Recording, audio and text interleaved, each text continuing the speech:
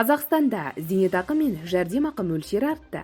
Сәлеметсіз бе? Қазақстандағы соңғы ресми жаңалықтарды бірінші болып білу үшін лайк түймесін басып, арнамызға жазылуды ұмытпаңыз. 2024 жылдың 1 қаңтарынан бастап елімізде жәрдемақылар мен зейнетақы мөлшері артты. Бұл туралы Казинформға сілтеме жасай отырып, Ел Кезет ақпарат агенттігі хабарлайды. Атап айтқанда, 2024-2026 жылдарға арналған республикалық бюджет туралы заңда 2024 жылға 1 қаңтардан бастап мемлекеттік жәрдемақы мен базалық зейнетақының барлық түрін ұлттық банк айқындайтын инфляцияның болжамды деңгейіне сәйкес жетті.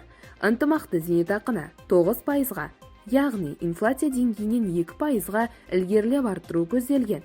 2024 жылы бюджеттен төленетін жиынтық зейнетақының орташа мөлшері 130.414 теңге.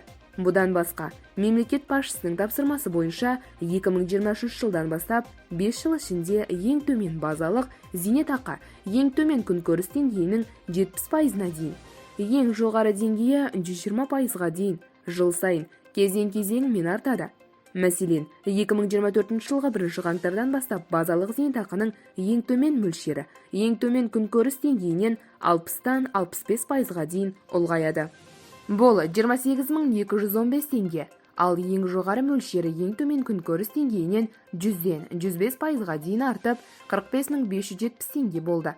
2024 жылға 1 қаңтардан бастап мемлекеттік жәрдемақы 1-2-3 баланың туына берілетін жәрдемақы 131.100 теңгеден 140.296 теңгеге дейін, 4 және одан да көп бала туына берілетін жәрдемақы 217.350 теңгеден 232.596 теңге дейін.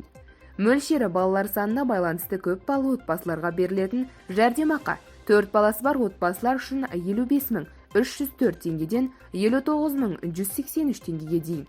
10 баласы бар отбасылар үшін 138.000 теңгеден 147.680 теңгеге дейін. Бірінші топ мүгедектігі бар адамдарға арналған жәрдемақы 89.248 теңгеден 95.496 теңгеге дейін. Екінші топ 71.398 теңгеден 76.397 теңгеге дейін. Үшінші топ 48.681 теңгеден 52.089 теңгеге дейін ұлғайтылды.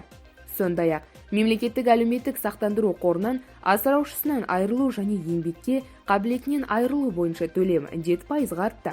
Аталған төлемдер міндетті әлеуметтік сақтандыру жүйесіне қатысушыларға бюджеттен берілетін мемлекеттік жәрдемақыларға қосымша жүзеге асырады. Төлем мөлшері жеке-жеке және мыналарға байланысты болады.